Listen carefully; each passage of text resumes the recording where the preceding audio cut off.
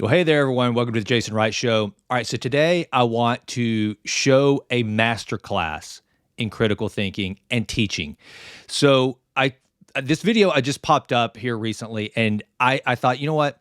Give this teacher a medal. This guy is phenomenal. Not to mention, he kind of looks like Adam Driver. So the dude's got wicked smarts. He's a good thinker, and he kind of looks like Adam Driver. This guy's got a lot going for him. So I also, when you first listen to this video, I can almost guarantee you that you're going to want to pile on the kid asking this teacher questions. And what they're discussing is the bigoted J.K. Rowling. So this kid comes in essentially talking about, he asked the teacher the question, now that J.K. Rowling has been shown to be this kind of bigoted, controversial person, do you still like Harry Potter? Okay. And what this teacher does, instead of piling on the kid, he leads this kid through a critical thinking exercise that I think, again, is a masterclass. And here's another thing I want to tell you. This video, watch it to the end. It has a happy ending. And I don't care where you fall on the issue of whether J.K. Rowling is a transphobe or whether J.K. Rowling is not. That's not what this video is about. This video is purely about critical thinking. And so, as you know, on the Jason Wright Show, one, I'm the most positive guy on the interweb, so I'm not going to be trying to get anybody's cackles up or anything like that. That's not what this is. So if you're here to get pissed off on either side of the political aisle or the social spectrum, probably not going to happen here. But what I am always saying, my motto is to improve always in all ways. And I do believe that critical thinking is something we should all be promoting. Secondly, this conversation is fantastic. This is what a conversation is supposed to look like between teacher and student, mentor, mentee. It is so great. And so more than anything, I wanted to say kudos to the teacher. I wanted to make a video as just a small, very insignificant way to commend this teacher. But also, I gotta say, and you'll understand why at the end of this video, good for the kid. Good for the kid. Now, what you're going to hear right now, and I looked this up on ChatGPT just to hear how groupthink is defined, because what you're about to hear is a kid who has been immersed in groupthink. And groupthink is a scary thing. It really is. And here's what ChatGPT says groupthink is. Groupthink refers to a psychological phenomenon where a group of people prioritize harmony and conformity over critical thinking, resulting in flawed decision making or judgment. In groupthink, members of the group tend to suppress dissenting viewpoints or critical analysis in favor of maintaining unanimity and cohesion within the group. This can lead to poor decisions, lack of creativity, and failure to consider alternative perspectives or solutions. It can be really scary. And I think that I don't have to tell you that groupthink is kind of it's all over the place right now. And there is a certain groupthink that happens right now, especially in America, that if you do not adhere to that groupthink, then you are going to be cast out of polite society. And I think what this teacher shows right here is the solution. So with that tee up, I want you to listen to a conversation that should happen between a teacher and his or her student. So these guys want to talk about J.K. Rowling? Is that so? What's going on with that? What do you want to know? She's had a pretty controversial past. I just want to know, like, what are your thoughts on it? Like, do you still like her work despite her bigoted opinions? So let's get specific, though. Let's define bigoted opinions. What opinions are bigoted? We're going to treat this as a thought experiment. I'm not going to say what's right or wrong or what way to think. The whole point is to learn how to think, not what to think. Yeah. So when you say bigot, That is beautiful. Right there, I love where he's starting. The kid comes out basically saying that J.K. Rowling is bigoted. And I think what happens here, Peter Boghossian has probably talked about this in his book, How to Have Impossible Conversations. The teacher is genius in that he initially says up front, hey, this isn't about being right or wrong. This is about teaching us how to think. So understand. So he gives safety to the kid right there to say, look, I'm not here to condemn you or your thoughts or your analysis of J.K. Rowling. Let's just think critically about this and try to be better thinkers, not think about what's right or wrong. So great setup just to get the kid comfortable. You're you're starting with the conclusion that, given her bigoted opinions. Yeah. So first, her, let's start with, does she have bigoted opinions? So when you say bigoted opinions, She has had a history of being extremely transphobic, I've heard. hey, you've heard. So what can you? There's the groupthink. She has a history of being extremely transphobic. I've heard. Dangerous. Danger, young Will Rogers, whatever. Can you give me an example? If you look at her Twitter, I think you could see a few things. If you want, I could try and find see something. if you can find one. So, one of these tweets that she came up with in 2019, she said, "Dress however you please, call yourself whatever you like, sleep with any consenting adult who will have you live your best life in peace and security, but force women out of their jobs for stating that sex is real." So you find that bigoted? What do you find about It was in there? it was deemed transphobic. I myself. Do you find that transphobic yourself? Can I say too, just this teacher's demeanor is awesome.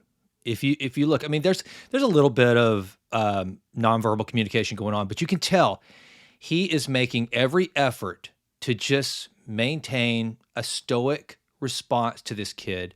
Again, so the kid doesn't feel like an idiot. The kid doesn't feel like he is violating some sort of social norm or anything. He's just this teacher is so awesome for the way he handles this. And but you notice, there's not an ounce of condescension in this teacher's voice, nor condemnation for the kid asking these questions. It is truly just throwing the ball back and making the kid look at it and decide exactly what's going on. I don't really have an opinion on it, but I'm just going with what a lot of other people have said. So let's pause. That's literally the guy's pausing right there. Groupthink. I'm just going with what a lot of people have said. That's scary. And moms, dads, grandmas, grandpas, brothers, sister, if you have someone in your family that they can justify anything that they're sticking up for or standing for, the hill they're going to die on, because it's what a lot of other people have said, take them into your loving arms and talk to them. There was an experiment that was done years ago where they brought in these subjects, and there was one subject, and then a bunch of other people that were in on the experiment that was going on, and they were discussing, I think it was about groupthink and analyzing how groupthink works. ChatGPT probably got some of its answers from the results of this research. So what they would do is they would bring these folks in, and they would hold up a piece of paper that had 3 lines on it, all of which were the exact same length. There was no difference. And if I'm not mistaken, the participants would start to say that the questioner or the person that was facilitating the research would say, which one of these lines is longer than the others? And they would say the middle line. Now, the person that's unsuspecting, that doesn't know, they'd be like, no, they look all exactly the same. They knew, they could look with their own eyes and see that all 3 lines were exactly the same. And the other participants would say, nope, the middle one's longer. If I'm not mistaken, I think it was something like only 30% of the participants were willing to stick with their own eyes and say, no, they are all the same, and disagree with the group. And that's pretty freaking scary. 70% of the participants would look at something that they know to be true, and just because they didn't want to disagree with the group or feel stupid or feel like there must be something wrong with me, if all these people say that the middle one's longer, then it must be longer. They lost belief in themselves. And I think that's what we see going on in a lot of different areas of society now. We know what's right, we know truth, and we know in our heart of hearts, but due to groupthink, we're not thinking critically. And I think that this guy right here, this teacher, is someone who is showing how we avoid the groupthink. The group might be right. There are certain things we all know to be true because they are true, and there's no disagreeing on absolute truth. But if you have a big group coming at you trying to tell you that one of the lines is longer than the others, when you know as a matter of fact in your own eyes and your own brain that it's not, then stick to your guns. Understand it's okay to be right and have the group wrong. So I continue.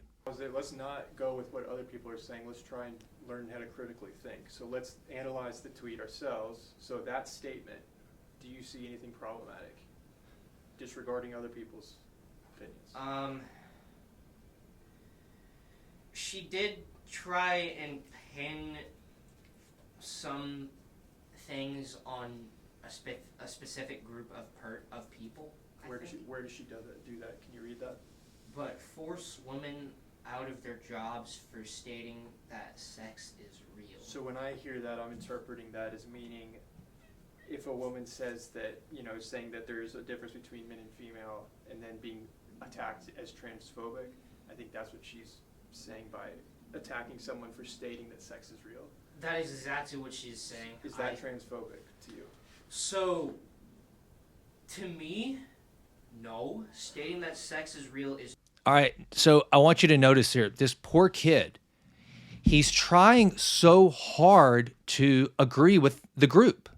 He's still having a hard... His mind is being bent a little bit by these questions because he's struggling with, wait a minute, I'm able to fully comprehend that nothing that is in these words is transphobic, that J.K. Rowling has said, that I have read. I'm reading this now for the first time. It sounds like the kid he just heard probably on national news and everywhere that J.K. Rowling was a bigot.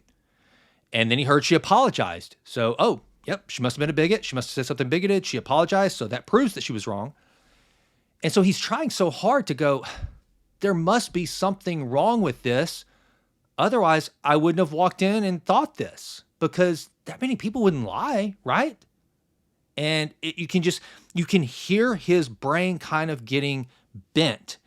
And this professor, again, just gently, methodically walks him through it and not trying to bring him over to a side, just basically talking to the kid and helping the kid sort these thoughts out for himself. Not transphobic, it's just a fact of life. It exists. So is there anything you disagree with in that tweet? In that tweet, I can't really see anything that I myself disagree with, but I can't.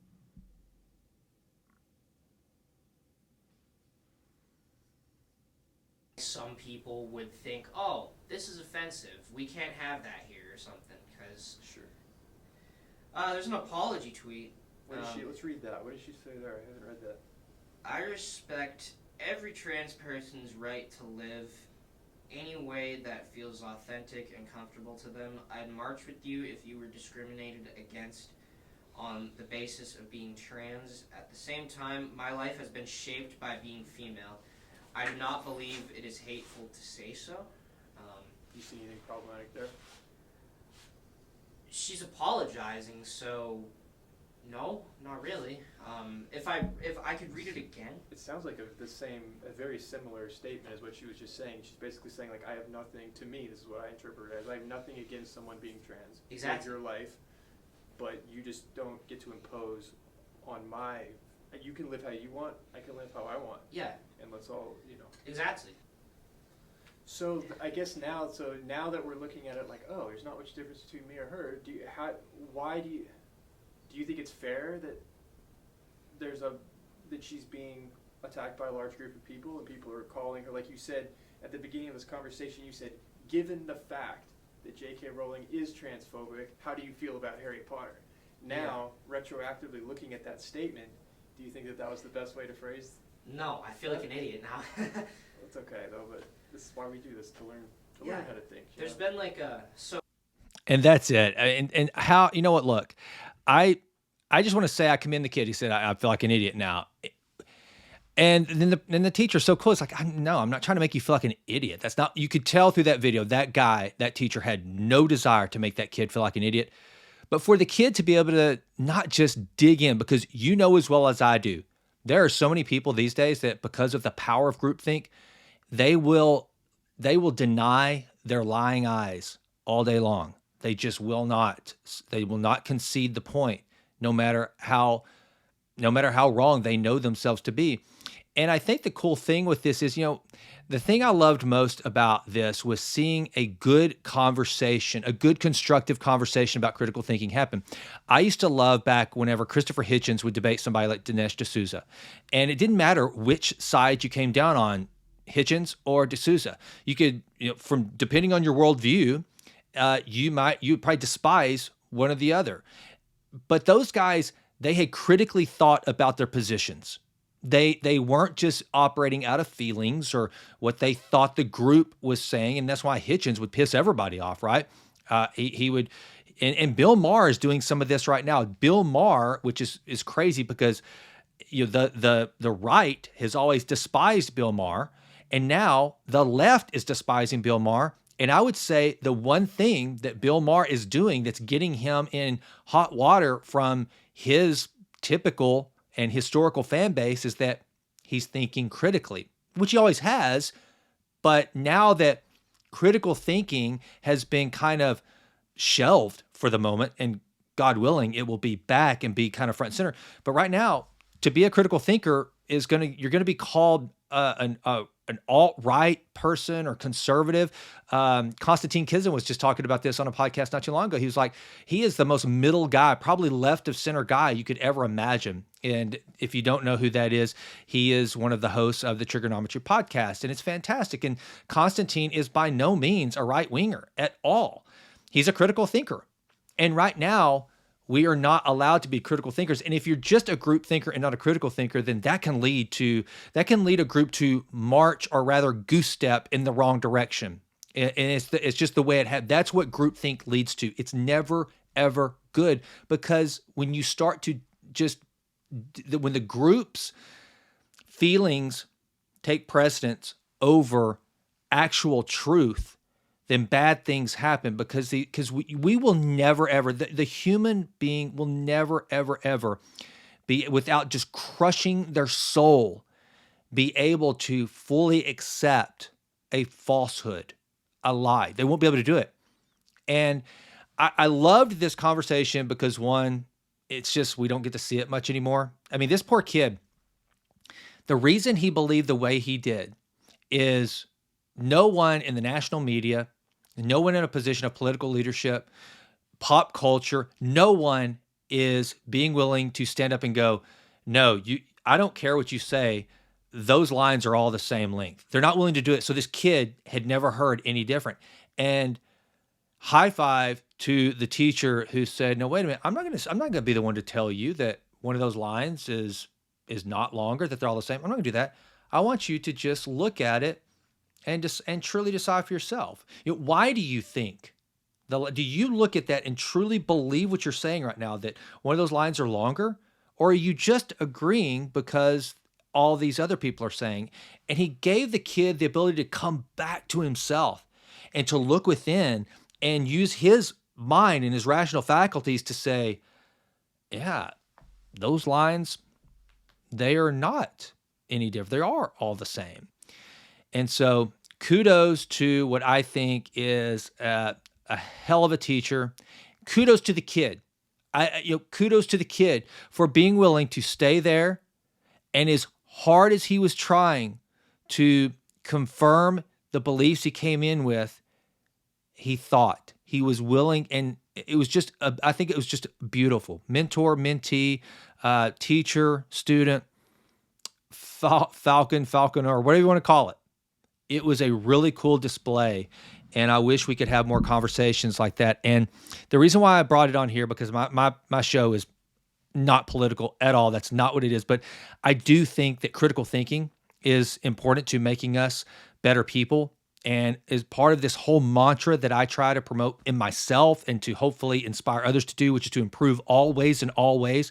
I think the better thinkers we are, the better we are at critically analyzing things, even if we don't like what we're about to learn, even if it's uncomfortable, that we're willing to take the time to process and critically think about what is true and what is not, and have a discussion in love and respect, and come to the conclusions that we ultimately believe are true and be able to back up what we're saying. And don't, I once heard a quote that I thought was amazing. It was this guy who said, and it might be a famous quote that I just heard for the first time, and I don't know who to attribute it to, but he said something to the effect that I will never believe that you are correct until you can prove to me everything that you've done to prove yourself wrong. And I thought that was fantastic. And that's how I've tried to go about things now on matters that are of real importance. It's like, okay, you want me to believe this. You want me to believe this about, I don't care whether it's a pandemic, whether it's about sexuality, I don't care what it is, whether it's about the weather. If it's something especially if it's something that's going to completely cause me to have to do a 180 from what I know to be true, what I've known to be true, and what is total logic, and it can happen. So there are so many things throughout the course of history that we have known that turned out not to be true. But before I'm going to just accept what you say and accept what the group says, you're going to have to prove to me every single thing. You're going to have to truly show me through how, in a scientific method, proving the hypothesis, which meant that you went about proving your hypothesis wrong and you couldn't do it. You could only conclude that this was the right answer. If you can do that, then at a minimum, okay, I'm going to respect you. You may not ever get me to come around, and vice versa. I would expect the exact same thing. If I were to tell you something that this is truth, I know you don't believe it, it's never been true before, but I'm telling you, I would have to fully be understanding if you said, okay, Jason, show me what you've done to prove yourself wrong. Show me all the evidence of your efforts to prove yourself wrong. One, that you had the courage to try to prove yourself wrong, and that you still came to the conclusion that you are positing to me right now. If you can do that, Jason, okay, at a minimum, I'll give you the benefit of the doubt and I'll look through it a little further. So that's what this was about. Kudos to the teacher, kudos to the kid, improve always and always, especially when it comes to your critical thinking. I'm Jason. Thanks for listening. Please click like or subscribe and leave some comments. I'm Jason, and I'm out.